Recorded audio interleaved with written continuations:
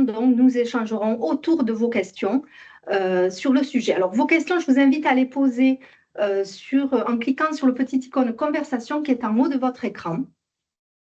Et je vous invite également à préciser si vous êtes donc de Midi-Pyrénées Nord ou Midi-Pyrénées Sud, puisque nous verrons tout à l'heure qu'il y a quelques divergences de fonctionnement, même si c'est voilà, infime, mais nous avons quand même quelques éléments qui diffèrent entre les deux secteurs. Alors aujourd'hui, pour répondre justement à vos questions, j'ai la chance d'avoir une table ronde exclusivement féminine. Alors, dans l'ordre, Chantal Marais, qui est conseillère en relations entreprises. MSA Midi-Pyrénées Sud. Pour moi, voilà. Sylvia, qui est responsable du recouvrement Midi-Pyrénées Sud. Bonjour. Et Madame Daldeguier, qui est donc présidente du conseil d'administration Midi-Pyrénées Sud. Bonjour à tous. Et voilà. Toutes. Nous avons Claire Lemeur, qui est donc connectée à distance et qui donc représente Midi-Pyrénées Nord. Alors Claire, tu nous entends bien? C'est bon? Oui, très bien, c'est parfait. Bonjour à tous. Et tu es responsable du département fonctionnel donc pour les entreprises, législation et outils informatiques. C'est bien ça. Allez, alors nous allons regarder sans tarder cette petite vidéo qui nous permettra de comprendre comment sont calculées vos cotisations.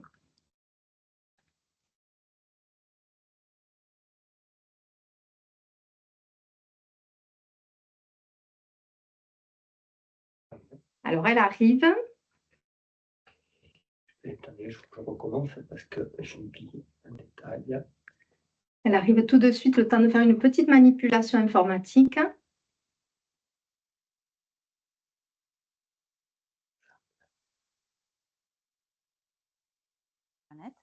Et bien renseigner le motif du paiement pour permettre l'identification des sommes versées.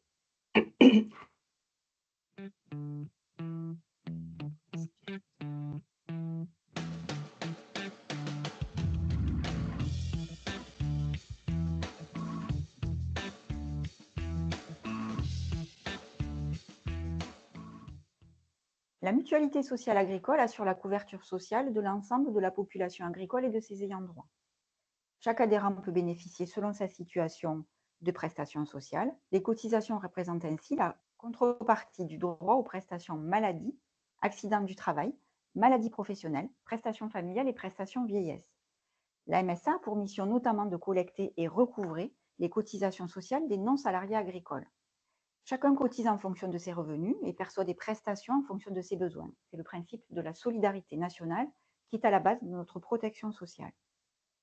Mais la MSA collecte également des contributions pour le compte de l'État, la CSG-CRDS, pour des organismes tiers partenaires tels que Vivea pour la formation professionnelle, le fonds de mutualisation, qui est un fonds national de mutualisation sanitaire et environnementale, Interapi, l'interprofession des métiers de la ruche, et enfin Valor, l'interprofession de l'horticulture, de la fleuristerie et du paysage.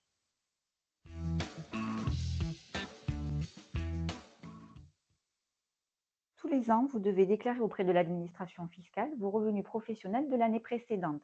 Ces revenus seront ensuite communiqués à la MSA et constitueront la base de calcul appelée aussi l'assiette des cotisations.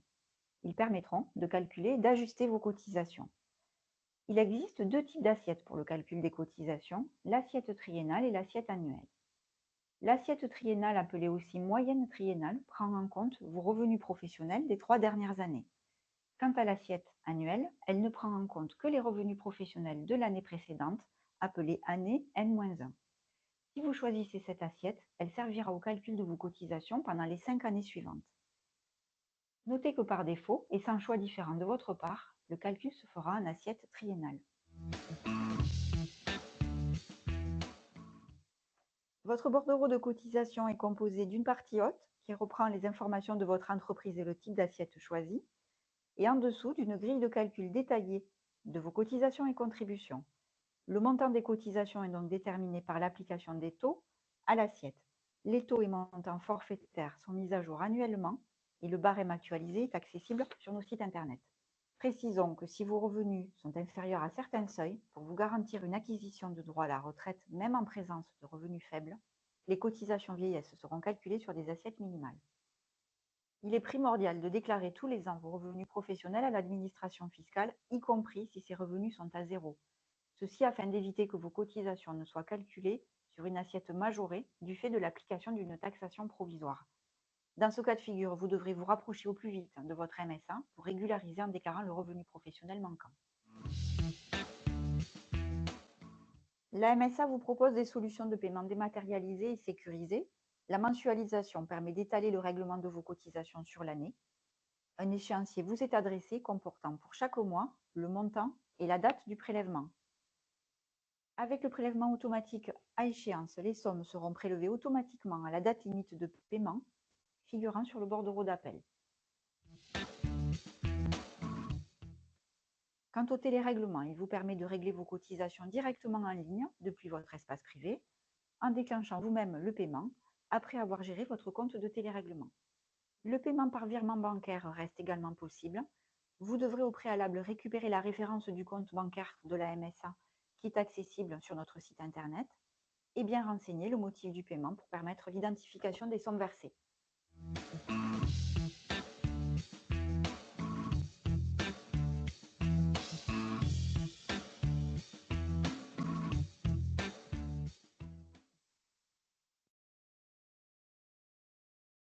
Alors, Chantal, nous venons de voir comment sont calculées les cotisations. Alors, peux-tu nous dire où retrouver ces informations, s'il te plaît? Oui, tout à fait. Toutes ces informations sur le calcul des cotisations et puis à quoi servent vos cotisations sont accessibles donc en accès libre depuis l'onglet exploitant dans la rubrique cotisations des non-salariés, calcul des cotisations.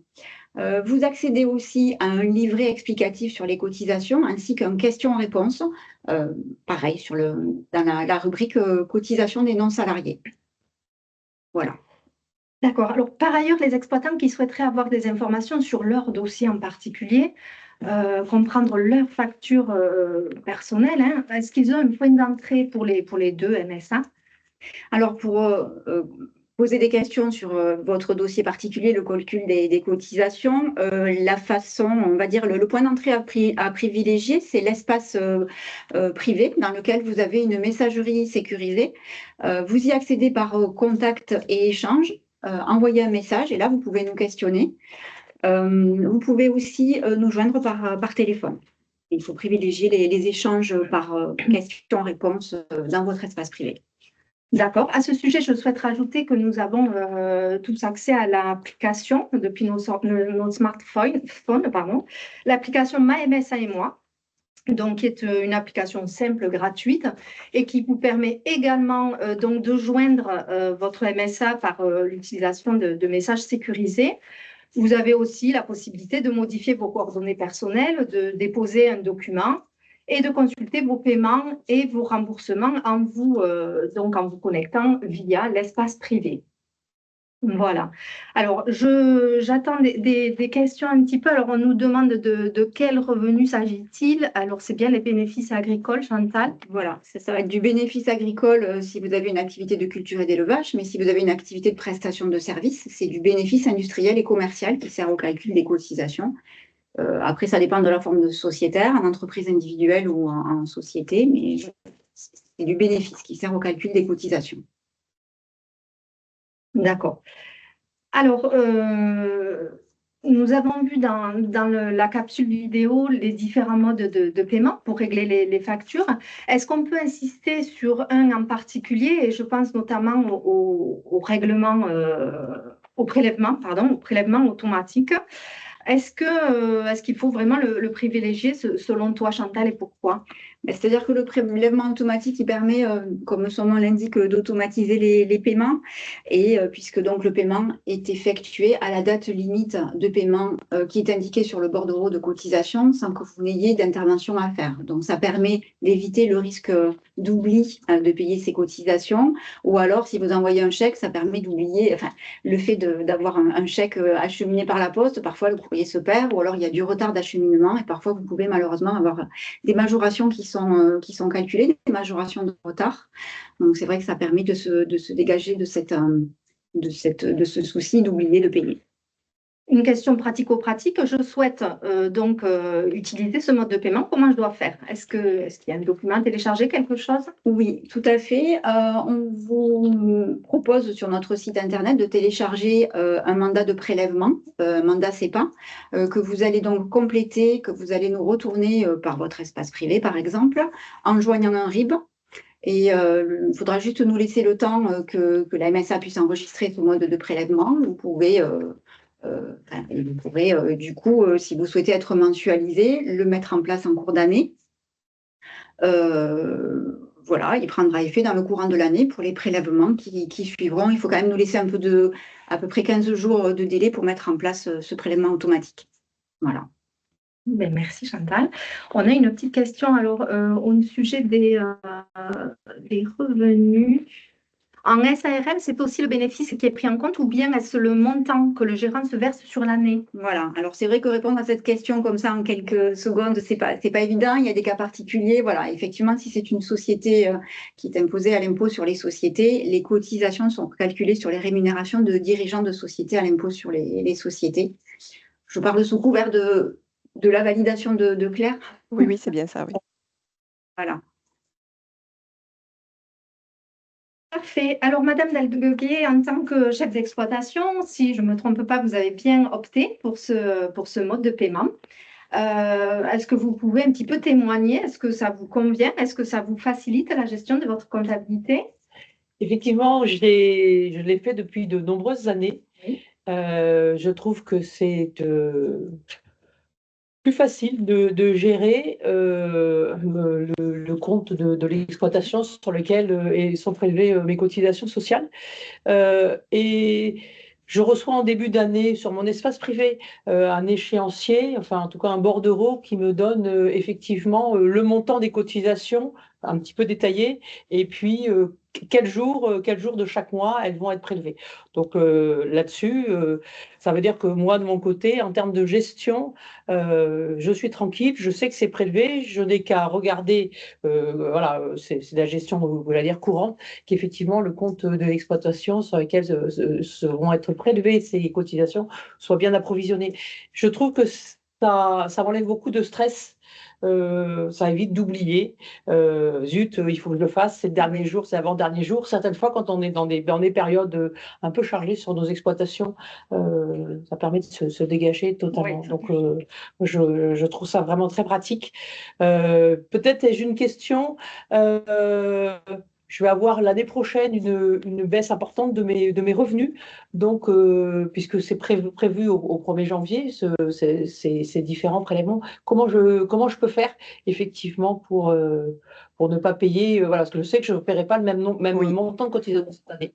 Donc, tout à fait, il y a une possibilité puisque normalement, les prélèvements, les mensualités sont calculées sur l'année précédente. Donc, si vous avez une baisse des revenus et que du coup, vous ne souhaitez pas approvisionner autant parce que vous savez que vos cotisations seront à la baisse, vous pouvez demander la modulation des provisions.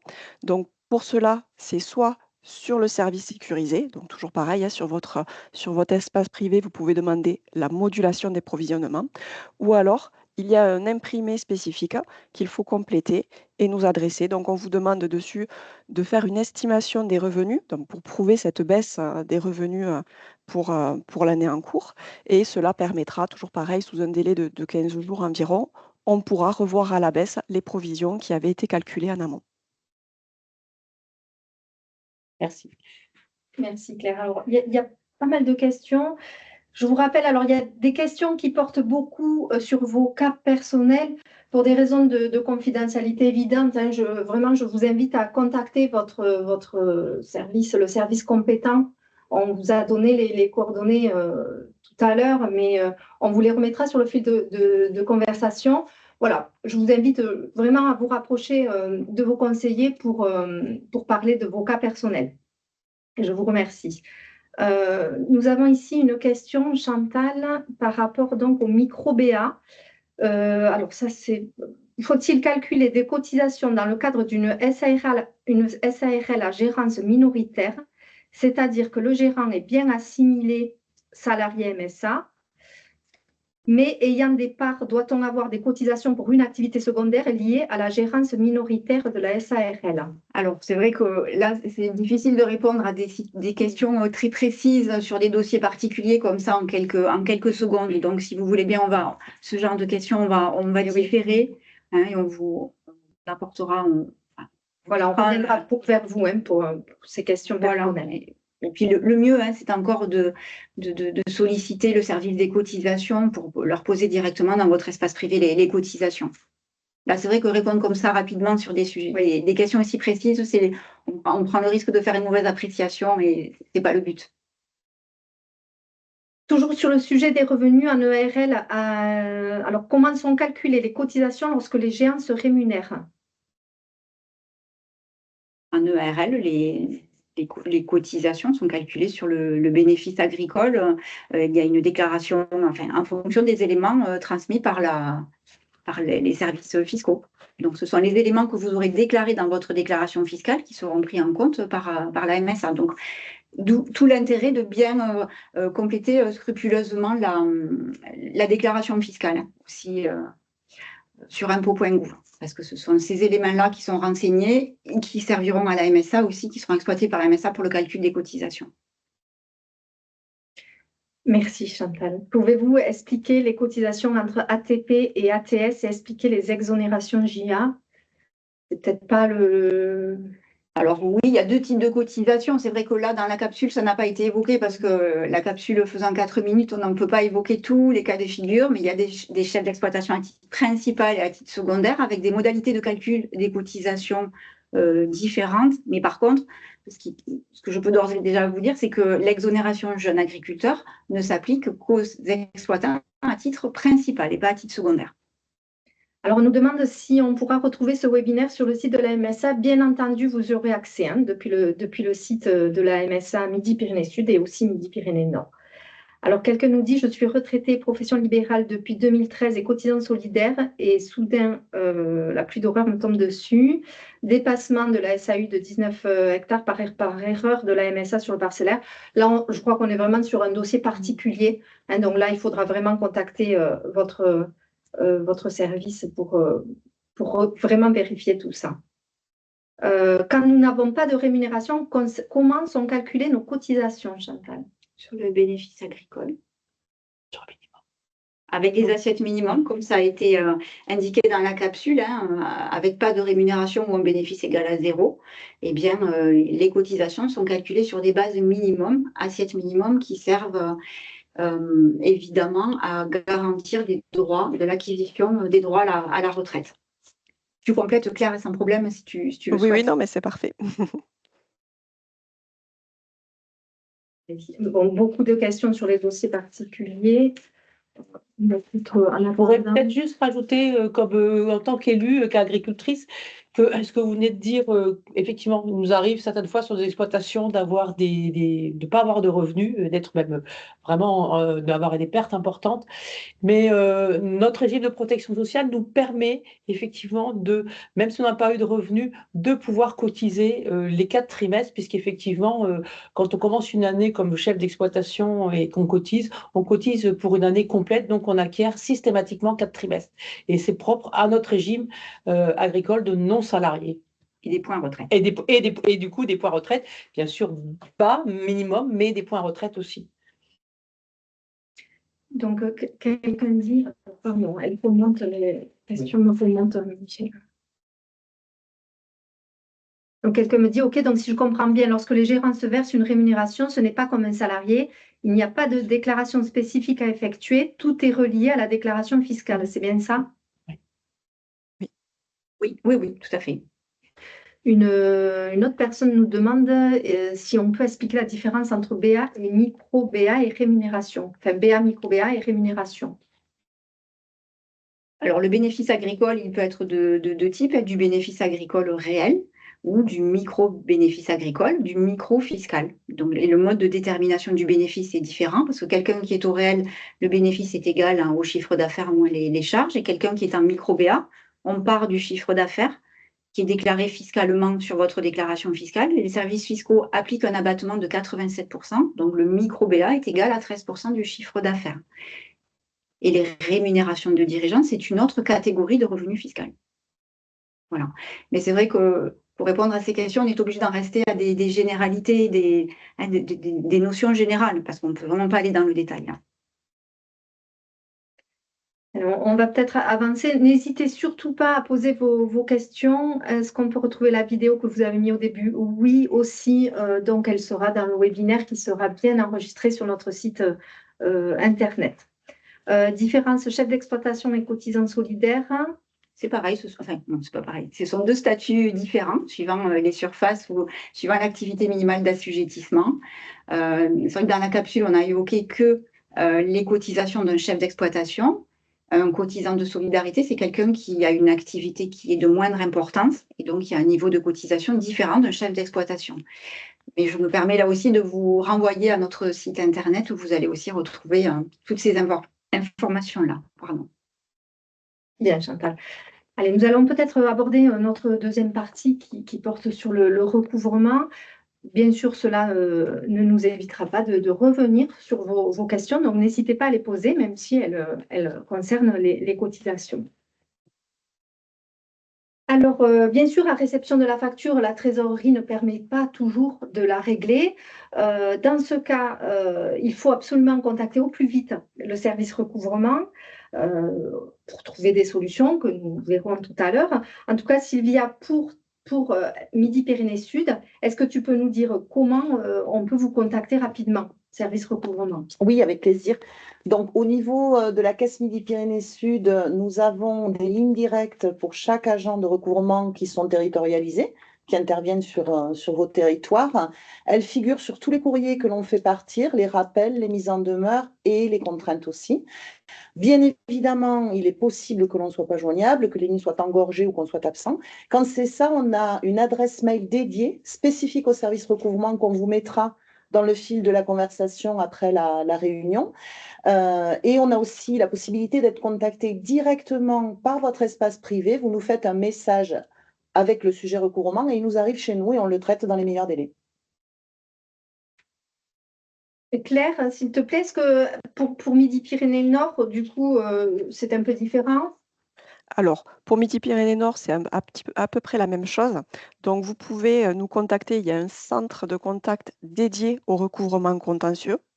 Donc, nous vous mettrons dans la conversation le numéro de téléphone. Et pareil, vous pouvez également nous contacter via une adresse mail spécifique. Et sinon, toujours la messagerie de l'espace privé des services en ligne. Très bien, merci Claire. Alors, pour diverses raisons, il se peut que l'exploitant ne vous contacte pas et ne règle pas non plus la facture. Alors, je suppose que le service recouvrement donc intervient assez rapidement avec différentes étapes. Est-ce que tu peux nous en parler, s'il te plaît? Oui, je vais vous en dire quelques mots. On a diverses étapes de déroulé de recouvrement sur les cotisations. La première, au niveau Midi-Pyrénées Sud, je précise, étant l'envoi d'un rappel quelques semaines après la date limite de paiement de votre facture que vous recevez. Si à réception du rappel, le cotisant ne nous a pas contacté pour essayer de trouver ensemble une solution de règlement, l'étape suivante, c'est quelques mois après, on adressera une mise en demeure. À chaque fois, à chaque courrier, je me répète, vous avez le numéro direct de l'agent qui intervient sur votre territoire. Donc, l'envoi de la mise en demeure, je préfère le préciser, elle se fait automatiquement, même si lors du rappel, vous avez convenu d'un plan de paiement avec l'agent que vous avez eu au téléphone, l'envoi de la mise en demeure se fera quand même automatiquement. Et les étapes suivantes sont plusieurs mois après l'envoi d'une contrainte. Et si à cette étape-là encore, on n'a pas eu de nouvelles de l'exploitant ou on n'a pas pu échanger pour trouver ensemble une solution, on fera, nous, un appel sortant pour essayer de vous contacter et trouver une solution la plus tenable pour vous. Et si nous n'y arrivons pas, malheureusement, bien entendu, mais toujours dans le souci de maintenir vos activités, il y a les suites, c'est-à-dire le recouvrement forcé qui suivra l'envoi de la contrainte. Merci. Claire, peux-tu nous parler des étapes pour Midi-Pyrénées Nord, s'il te plaît? Donc, sur Midi-Pyrénées-Nord, pardon, on a un petit peu les mêmes étapes.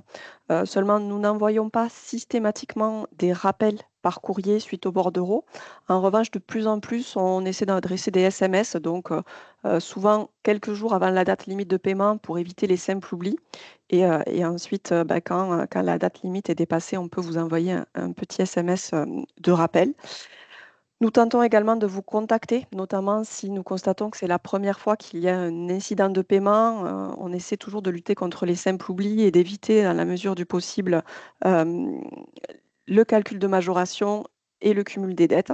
Donc, on essaie le plus possible de vous contacter par téléphone. Mais ensuite, comme sur Midi-Pyrénées Sud, nous adressons des mises en demeure. Nous vous invitons toujours à nous solliciter et à défaut de suivi, on enchaîne les étapes de recouvrement. D'accord. À chaque étape, une solution? Oui, absolument, c'est bien Allez. dit. C'est tout à fait ça. On vous propose à chaque étape de recouvrement et dès réception de la facture, sans qu'on ait, nous, à adresser un courrier ou de rappel ou de mise en demeure, de trouver ensemble une solution qui est la plus tenable pour vous.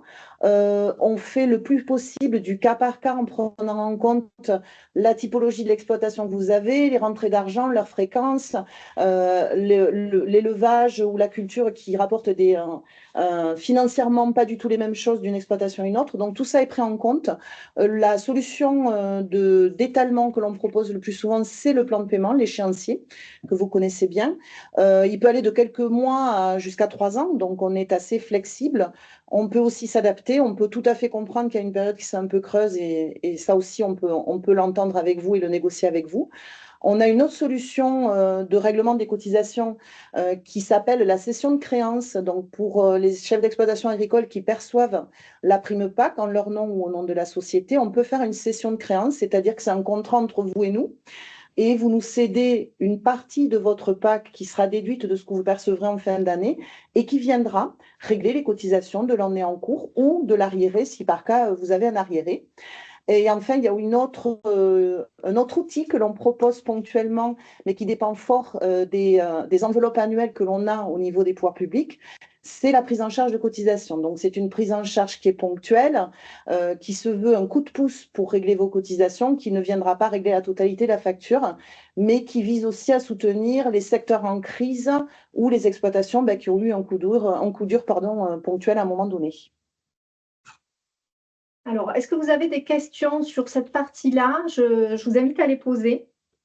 Ici, on a une demande, mais je pense que c'est un peu particulier, propre en tout cas à l'exploitante. Alors, pourquoi, quand on demande un échéancier accepté et respecté, vous nous envoyez quand même une relance et des pénalités derrière? Alors, la possibilité de bénéficier d'une remise de pénalité ou de majoration se fait au terme d'un échéancier respecté, c'est-à-dire qu'il faut avoir terminé le règlement du plan de paiement pour que l'on puisse envisager une remise des majorations ou des pénalités. Donc, je laisserai Claire compléter. Après, le calcul des majorations se fait systématiquement par le système et on n'a pas la main dessus pour empêcher ce calcul-là pour quelqu'un qui aurait un plan de paiement en cours sur cette créance-là que l'on appelle.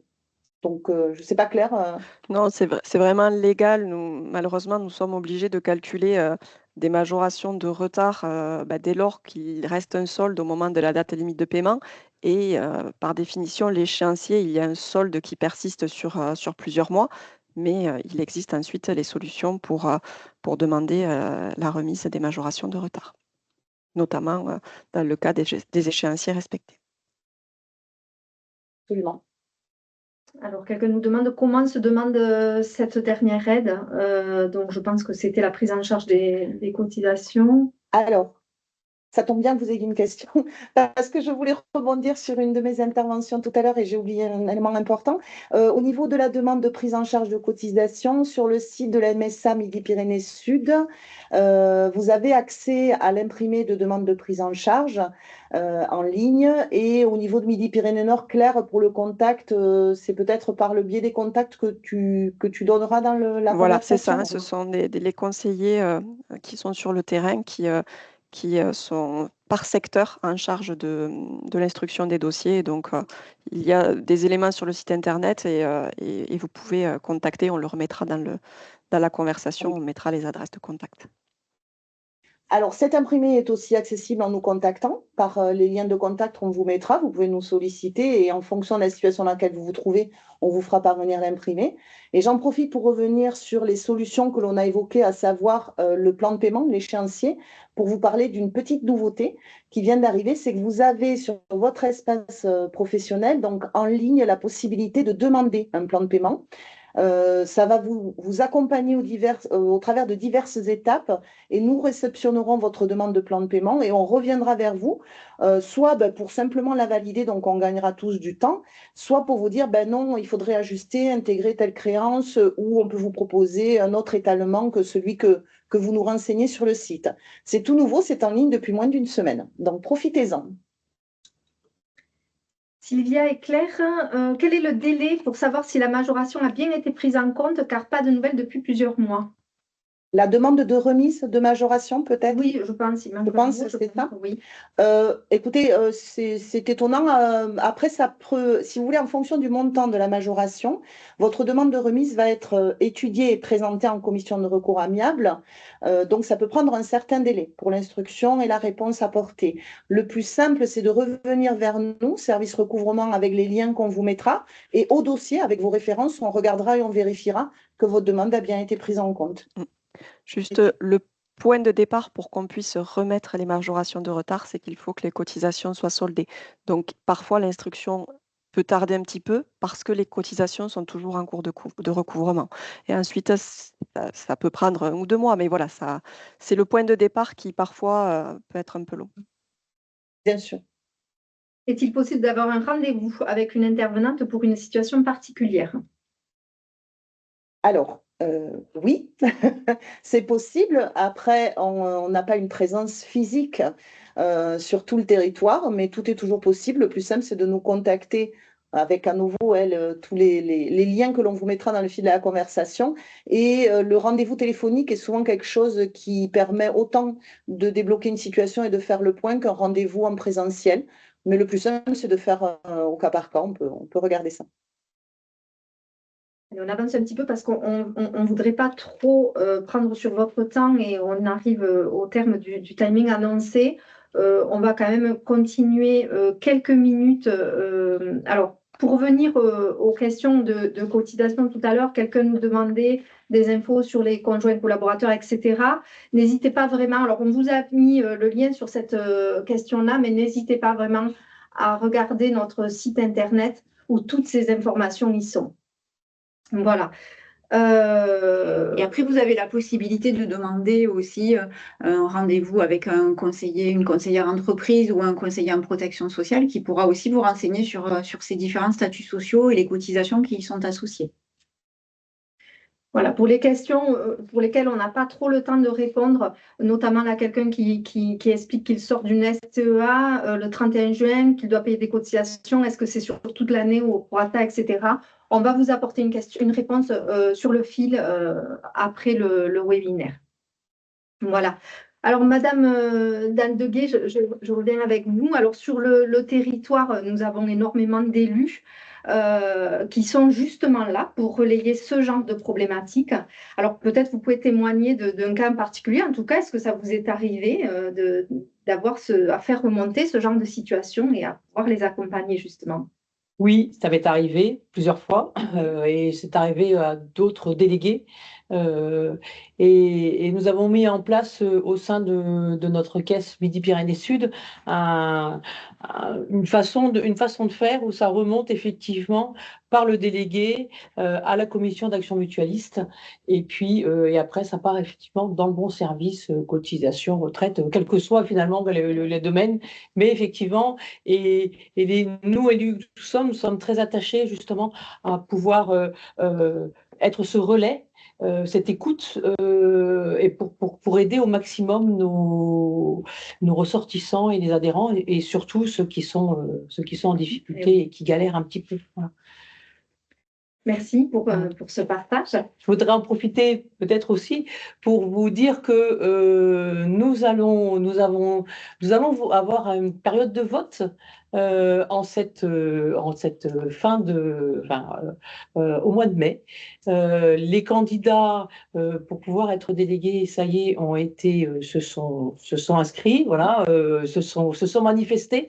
Vous pouvez les trouver aujourd'hui déjà sur les sites de chacune de nos caisses. Et puis, il va falloir voter. Et le vote va se passer du 5 au 16 mai. Vous allez recevoir le matériel de vote au début de cette période. Et donc, vous pourrez voter ou par correspondance ou par Internet.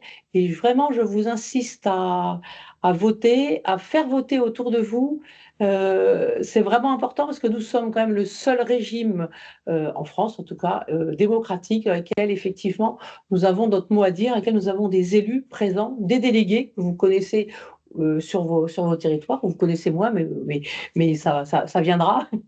Et donc, c'est important qu'effectivement, nous qui sommes des non-salariés agricoles, on puisse avoir des représentants sur nos territoires et qu'on montre effectivement au pouvoir public cette importance et l'importance que nous avons pour notre propre régime de MSA et de protection sociale du monde agricole, et notamment pour les non-salariés agricoles.